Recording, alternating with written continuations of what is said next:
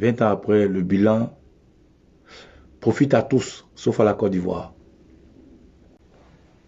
Aujourd'hui, même la simple cohésion sociale de l'unité, ils n'arrivent pas à l'atteindre.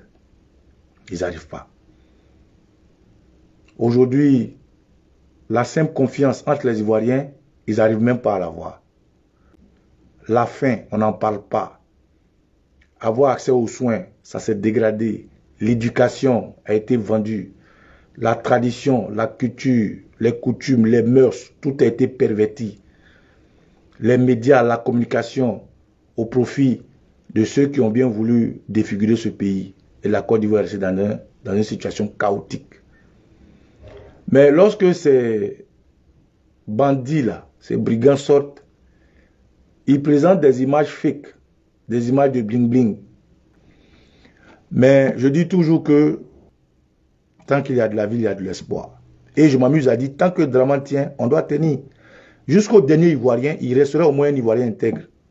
Nos traditions, nos chefs traditionnels, nos rois, Sakiki n'avait Ouattara. Pourquoi? Ils n'ont pas les moyens. Ils n'ont pas d'armes. Nos religieux, quand bien même critiquables, qu'est-ce qu'ils peuvent faire? Ils sont tous en otage, ils sont tous kidnappés. Nos étudiants, la FESI, regardez aujourd'hui, l'éducation, on n'en parle pas. Avec à la tête Kandia Kamara, venu déstructurer le minimum. Et Dieu merci, il y a une Ivoirienne qui est venue remettre en place beaucoup de choses. Regardez notre télévision RTI, on paie des redevances. Aujourd'hui, à la RTI, on fait la propagande de la moralité. On fait la propagande de ce qui n'entre pas dans nos mœurs. L'homosexualité, l'argent facile, la prostitution, les buzz à n'en point fini. La Côte d'Ivoire est déstructurée de partout. Quand tu te lèves, on te met en prison. La jeune Puchérik Balé, fille Gagou. Aujourd'hui, la seule femme qui a pris les couilles de tous les hommes, on l'a arrêtée. Aucun Ivoirien ne réagit. Pourquoi ils ne réagissent pas? Ils n'ont pas les moyens. Ils sont patriotes, mais ils n'ont pas les moyens. Ouattara a fait rentrer tous les démons, tous les belzébuth en Côte d'Ivoire.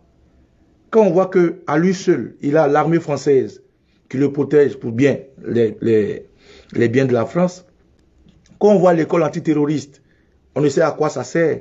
Alors que le terrorisme se veut être dans le Sahel, l'école antiterrorisme est au sud. Sébroko, siège de l'ONU, où l'ONU est partie en donnant toute son armée, toutes ses armes à Draman Ouattara, un assassin. Où des encagoulés sortent la nuit, ils vont enlever des Ivoiriens pour venir les torturer. Il y a les jeunes microbes, nos enfants. Les enfants d'ailleurs, on les forme, on les drogue, on les nourrit, on leur donne de l'argent, on les forme, on leur donne des armes pour tuer, pour défrayer la chronique. Ceux qui ont décapité Toussaint Kofi, aucune nouvelle. Les Bakavek qui ont tué des gens, aucune nouvelle. Et c'est pas tout. Après les microbes, il y a les Yambros qui sont dans tous vos carrefours, dans tous vos kiosques, dans tous vos maquis, qui vous espionnent à longueur de journée, qui habitent chez le voisin, qui regardent vos faits et gestes, qui suivent vos caméras. Et ces Yambros-là sont des jeunes, pour la plupart, venus aider Ouattara à venir au pouvoir, des dozos mélangés, tout ça là.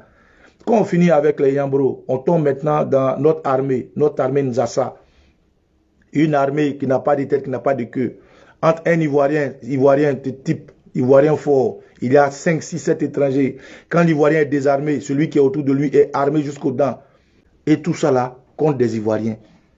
Qu'est-ce qu'il peut faire? À votre avis, qu'est-ce qu'il peut faire?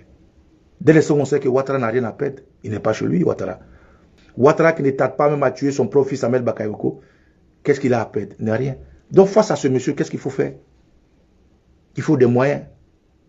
Des gens ont la volonté. Moi, je connais des Ivoiriens qui sont prêts. Je discute avec eux. Je connais des Ivoiriens qui sont prêts à se suicider, à se tuer. C'est en Côte d'Ivoire, depuis du jamais vu au monde. En Côte d'Ivoire, une femme, Mariam, elle est allée devant la présidence, elle s'est immolée.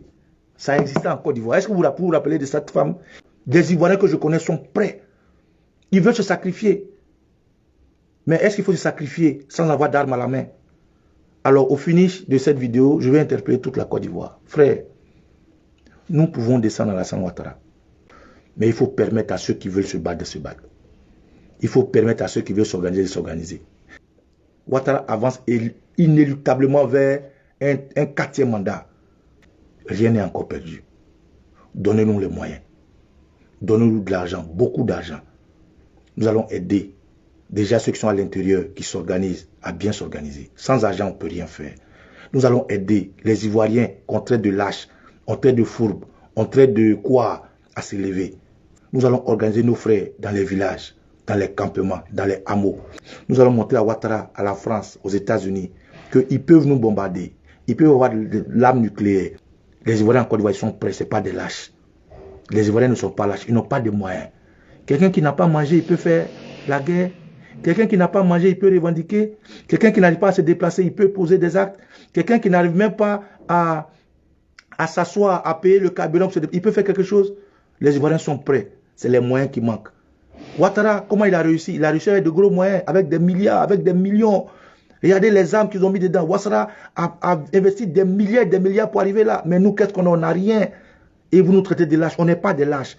Vous nous traitez de bavards. On bavarde parce que c'est la seule arme aujourd'hui qui nous tient debout. Frère, les réseaux sociaux, on les utilise parce que c'est le seul moyen pour nous d'être auprès de vous. Donnez-nous beaucoup d'argent. Cotisez massivement. Appelez-moi. Nous allons réorganiser cette lutte-là. Nous allons aider les gens à avancer. Ne comptez pas sur les politiques. Ils ne pourront pas vous aider. Ne comptez pas sur vos leaders politiques. Ils ne pourront pas vous aider. Eux-mêmes, ils sont otages. Frère,